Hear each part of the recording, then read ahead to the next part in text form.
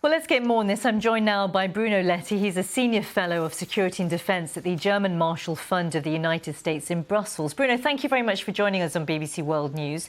What is your assessment, really, of what we've seen? Quite extraordinary events coming out of Moscow. Well, the timing of this event is not a coincidence, of course. Russia is expelling EU diplomats right at the very same moment that Joseph Borrell is visiting Moscow. So this is really Russia telling the EU that they are dissatisfied. They are dissatisfied with the EU supporting Mr. Navalny. They are dissatisfied with the EU condemning Russia for human rights abuse.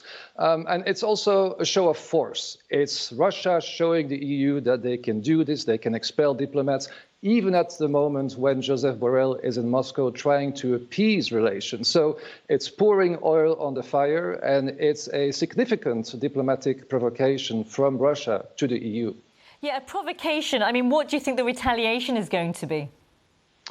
Well, even today, Mr. Borrell said that there would be, first of all, no additional EU sanctions. The last time that additional sanctions were discussed was last month. There was a EU Foreign Affairs meeting, and at that meeting, ministers disagreed about additional sanctions. There was no unity inside the EU on what to do. So that window of opportunity is gone.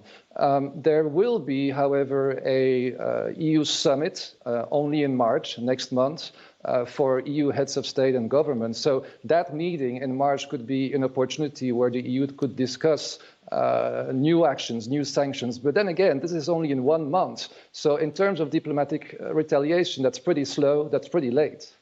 You've called it, an act of provocation on the part of the Russians. I mean, to what end?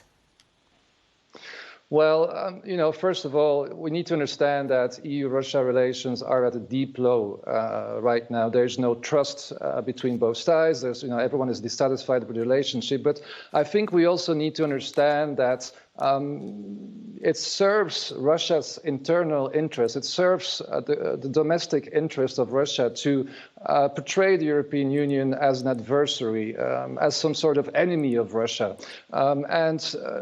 This domestic trends, this domestic need basically translates in a quite hostile foreign policy from Russia to the EU.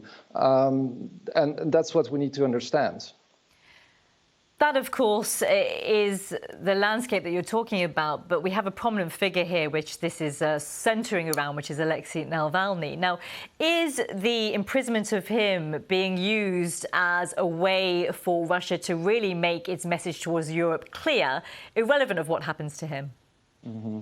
Well, obviously, Mr. Navalny fits in the broader set of issues that were discussed today between Mr. Borrell and Mr. Lavrov, the Russian foreign minister. It's about Mr. Navalny, but there are other very contentious issues. Energy security. It's the events in Ukraine that we see. It's alleged Russian disinformation campaigns in the European Union. So all these issues together really make for a pretty toxic vibe, I would say, between Russia and the EU. In other domains, for instance, there is cooperation. Think about cultural exchanges, but that really doesn't make up for the other very hot topics, such as Mr. Navalny or Ukraine. So, in a short to mid-term perspective, I feel a little bit skeptic about relations getting better, unfortunately.